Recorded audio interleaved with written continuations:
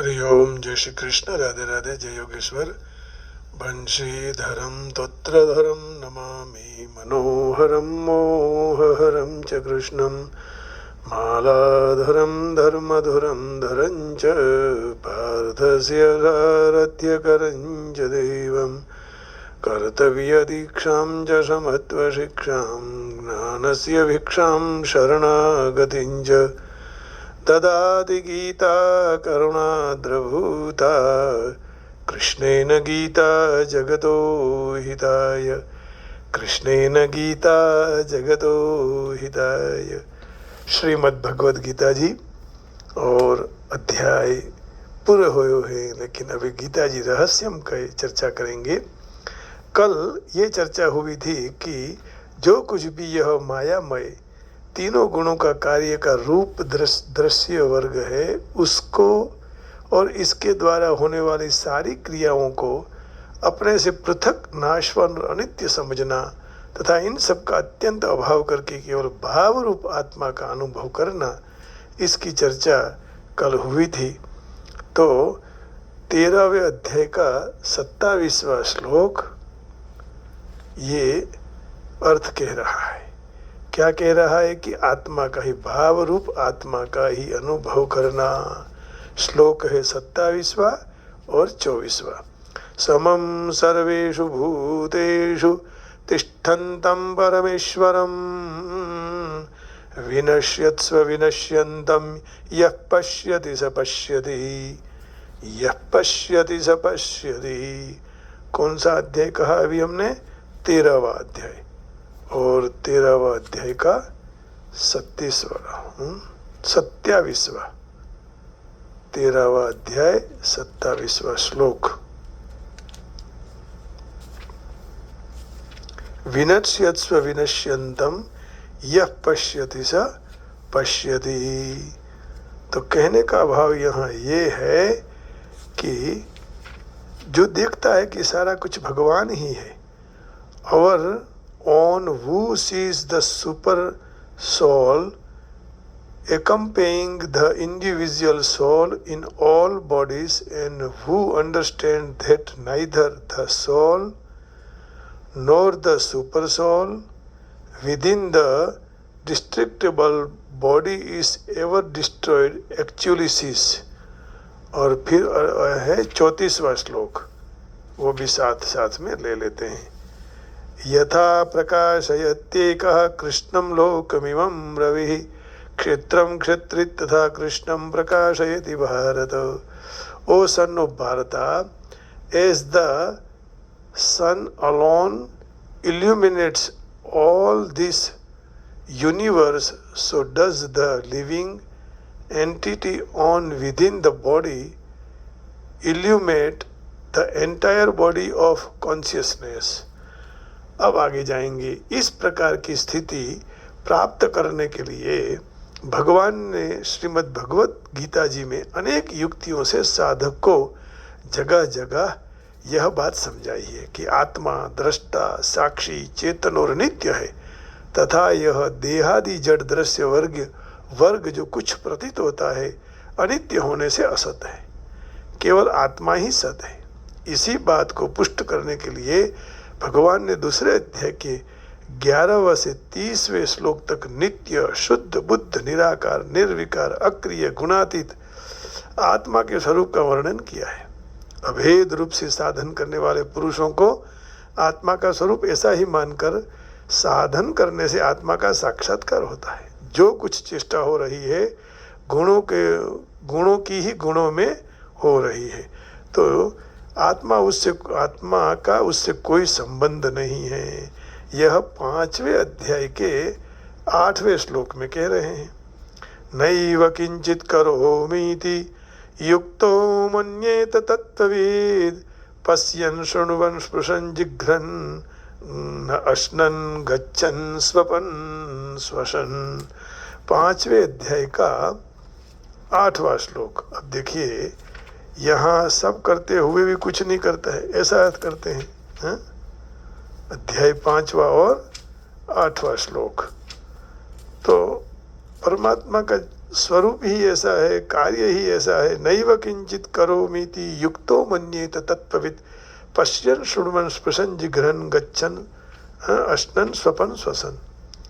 A person in the divine consciousness, all thou engaged in seeing, hearing, touching, smiling, eating, moving about, sleeping and breathing, always knows within himself that he actually does nothing at all.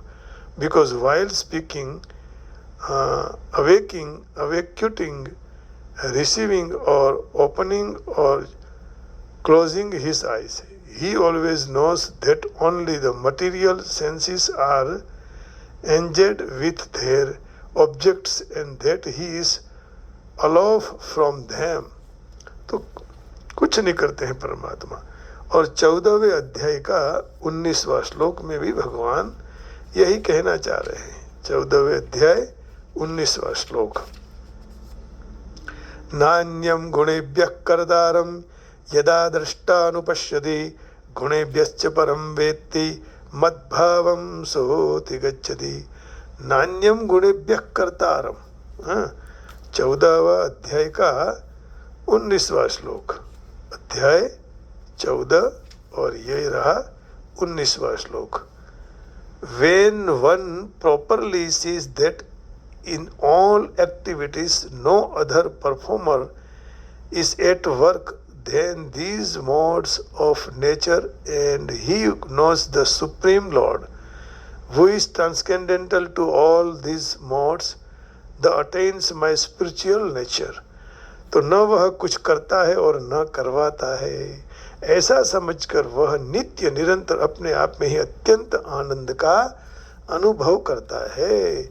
तो वह 5वें अध्याय के 13वें श्लोक में सर्वकर्माणि मनसा संन्यस्यास्ते सुखं वशी नवद्वारे पुरे देहि नैव कुर्वन् कारयन्।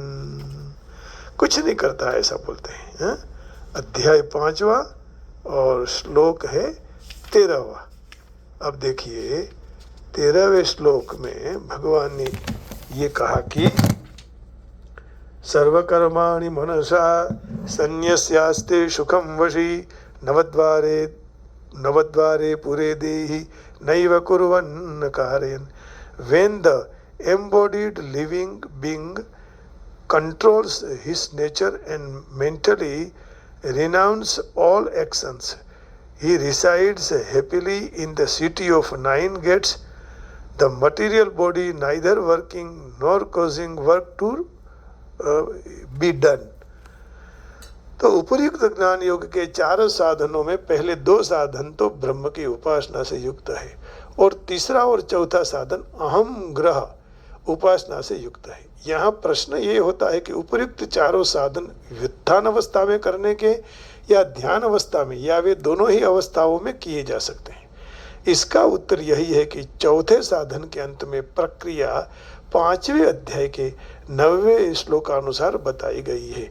5वां अध्याय का 9वां श्लोक है प्रलपन विसृजन घुंडन उन्मिषन्न मिषन्नपि इंद्रियार्थेषु वर्तन्त इति धारयन्। तो इसका उत्तर चौथे साधन के अंत में जो प्रक्रिया 5वें अध्याय के 9वें श्लोक अनुसार बताई गई, यह तो केवल व्यवहार काल में करने की है और दूसरे साधन के आरंभ में 5वें अध्याय के 17वें श्लोक के अनुसार जो साधन बताया है वह केवल ध्यान काल में ही किया जा सकता है। अब देखिए 5वां अध्याय के 17वें श्लोक में विद्या विनयसम न तद्बुद्ध्यस्तदात्मानस्तन्निष्ठा सत्परायणाः गच्छन्ति पुनरावृत्तिं ज्ञान निर्धूत कल्मषः। तो यहाँ क्या कह रहे हैं 5वें अध्याय के 9वें श्लोक में। तो 5वां अध्याय का 9वां श्लोक ये रहा। ये पर्सन, ये अभी हम इसकी चर्चा कर लिया है तो ज़्यादा पृष्ठ पेशन नहीं करेंगे। यह केवल ध्यान काल में ही किया जा सकता है, शेष सब प्राय दोनों ही अवस्था में किए जा सकते हैं। यह कोई पूछ सकता है कि पहले साधन में वासुदेव सर्वमिति स महात्मा सुदुर्लभः जो कुछ दिखता है सब वासुदेव का ही रूप है ना। 7वें अध्याय का ये 19वां श्लोक है, 7वां अध्याय और 19वां श्लोक। बहूनां जन्मनां अन्ते ज्ञानवान् मां प्रपद्यते वासुदेव सर्वमिति स महात्मा सुदुर्लभः तथा सर्वभूतस्थितं यो मां भजत्येकत्वमास्थितः। तो जो पुरुष एक ही भाव में स्थित हुआ, संपूर्ण भूतों में आत्म रूप में स्थित मुझ सच्चिदानंद घन वासुदेव को ही भजता है। तो कहने का भाव है सब कुछ वासुदेवमय ही समझो। अच्छा, इसका उल्लेख क्यों नहीं किया गया? इसका उत्तर यह कि ये दोनों श्लोक भक्ति के प्रसंग के हैं और दोनों में ही परमात्मा को प्राप्त हुए पुरुष का वर्णन है। अब देखिए 6वें अध्याय का 31वें श्लोक में क्या कह रहे हैं? सर्वभूत स्थितम यो मां भजत्येकत्वमास्थितः सर्वदा वर्तमानोऽपि स योगी मयि वर्तते। सारों में मुझे ही देख ले, वही सर्वश्रेष्ठ योगी है। तो अतः इनका उल्लेख इस प्रसंगों में नहीं किया गया, परंतु यदि कोई इनको ज्ञान के प्रसंग में लेकर इनके अनुसार साधन करना चाहे तो कर सकता है। ऐसा करने में कोई आपत्ति नहीं है। जिस प्रकार ऊपर सांख्य निष्ठा के 4 विभाग किए गए हैं, उसी प्रकार योग निष्ठा के भी 3 मुख्य भेद हैं। तो इसकी चर्चा कल करेंगे। योग निष्ठा के भी 3 प्रकार हैं, है ना। इन सब प्रकारों का ये तो अभी थोड़ा रहस्य की केवल चर्चा ही चल रही है। रहस्य की चर्चा उससे और आगे तो जब हम जाएंगे तो धीरे धीरे धीरे सब पट खुलते जाएंगे और भगवान उसी में हमें मस्त करा देगा। आइए भगवान का भजन कर लेते हैं।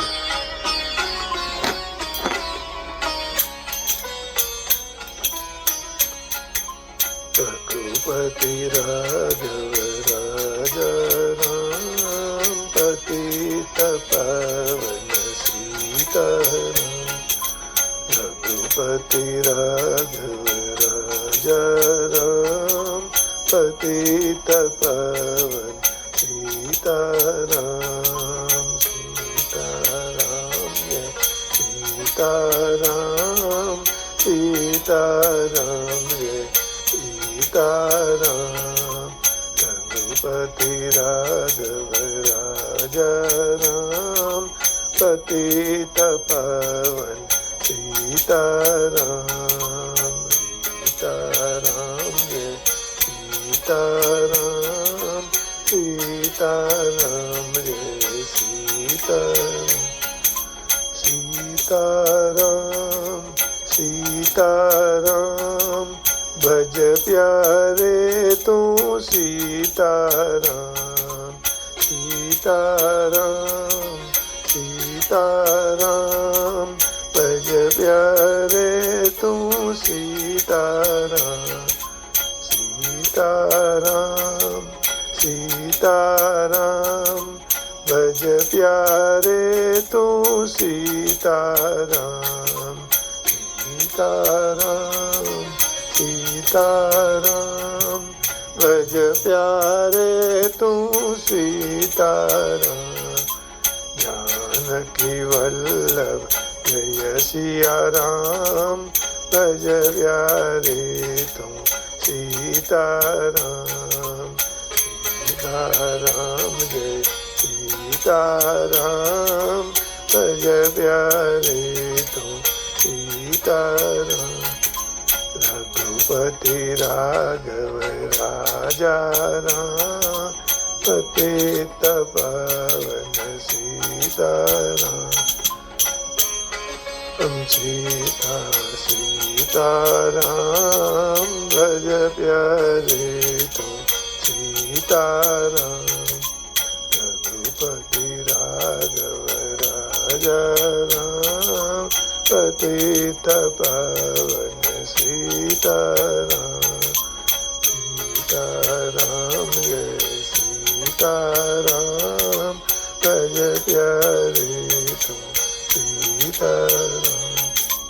रघुपति राघव राजा राम पतित पावन सीताराम सीताराम जय सीताराम पतित पावन सीताराम। रात को निंदिया दिन को है काम, कभी भजोगे प्रभु का नाम। रात्रे निद्रा दिवसे काम, प्यारे भजसो सीताराम। रात को निंदिया दिन को है काम, कभी भजोगे प्रभु का नाम। श्री राम जय जय राम, श्री राम जय जय राम। करते रहिए सपने काम, लेते रहिए हरि का नाम। करता रहो अपना काम, लेता रहो सीताराम। रघुपति राघव राजा राम, पतित पावन सीताराम सीताराम जय सीताराम सीताराम जय रघुपति राघव राजा राम, पतित पावन सीताराम सीताराम जय सीताराम सीताराम जय सीताराम। रघुपति राघव राजा राम, पतित पावन सीताराम सीताराम जय सीताराम सीताराम जय सीताराम। मुख में हो तुलसी घट में हो राम, जब बोलो तब सीताराम। मुख में हो तुलसी राम, जब बोलो तब सीताराम। मुख में तुलसी घट में राम, जब बोलो तब सीताराम। श्री राम जय जय राम, श्री राम जय जय राम। कौशल्या के बाले राम, दशरथ जी के प्यारे राम। कौशल्या के प्यारे राम, दशरथ जी के प्यारे राम। रघुपति राघव राजा राम, पतित पावन सीताराम। श्री राम जय जय राम, श्री राम जय जय राम।